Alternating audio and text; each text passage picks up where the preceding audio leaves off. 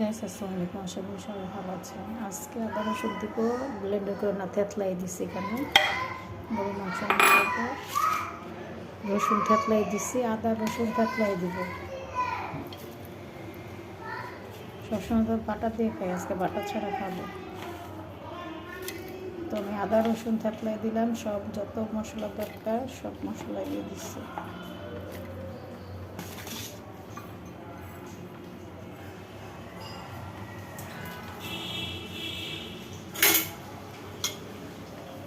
মাখাবো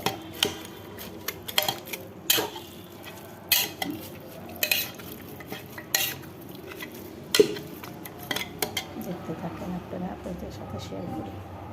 এই যে সুন্দর গ্রাউন্ড দিচ্ছে, নাস্তা খাওয়ানোর সুযোগ পাইনি, দেখছেন তো শুক্রবার কান বাইরে গেছে। এখন এই যে কাটাকাটি করবো, কত কাজ ভিজায় রাখছি। মুরগি রান্না করবো, গরুর মাংস রান্না করবো। তো জন্য পাবা আগে আমার জন্য ভাত রান্না করে দিয়ে গেছে, যে ভাত আমি ডাল রান্না করে ফেললাম। আর মাংস সুন্দর মশলা অনেক সুন্দর কষানো হয়ে গেছে। আলু দিয়ে তারপরে করবো। তারপরে যে পটল ছুলতে হইব, কত কাজ আছে জানেন। তাই ভাবি আপনাদের সাথে একটু শেয়ার করি। তো এখানে আমি আলু দিয়ে দিলাম, ধুয়ে কষায় তারপরে ধুয়ে দিয়ে দিব। তো এখানে যে তেল দিয়ে চিংড়ি মাছ দিয়ে রান্না করেছি, দিয়ে মাথা তো এখানে কাটাকাটি সব করে নিচ্ছি। আর এখানে মাংস কুচি বাড়ছে।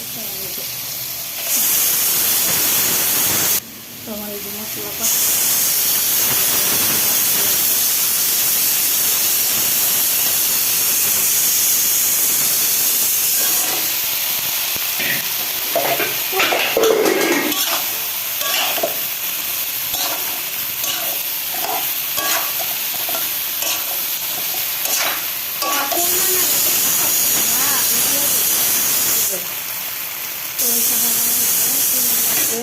ঝুল হবে ভেন্ডি, আর এই যে মাংস ধরতে আছে, আর নিচেগুলা আর রান্না আছে মুরগি দিয়ে, আলু দিয়ে, কত কাজ আছে আজকে। তো এই যে মুরগি বসে দিব, গরুর মাংস হয়ে গেছে, নামাই রাখছি।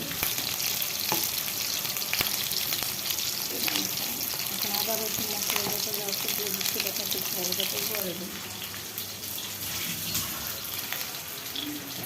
আর যেটা হয়ে গেছে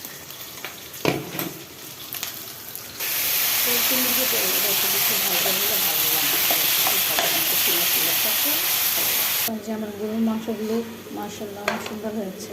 দেখেন কালারটা খুব সুন্দর হয়েছে। তো কেমন হয়েছে কমেন্ট করে জানাবেন। আর এখানে হয়তো মুরগি বসাই দিচ্ছি, দেখতে পাচ্ছি ভিতরে হয়ে গেছে। আর এই যে মুরগি গরুর মাংস খুব মাশাআল্লাহ খুব সুন্দর একটা কালার আসছে। তো আজকে বলতে শেষ করতে হবে, শুক্রবার দিন আজকে এমনি রান্নাবান্না বেশি ঝামেলা থাকে। এবার মুরগি কষানো শেষ, আমি এখন আলু মুরগি দিয়ে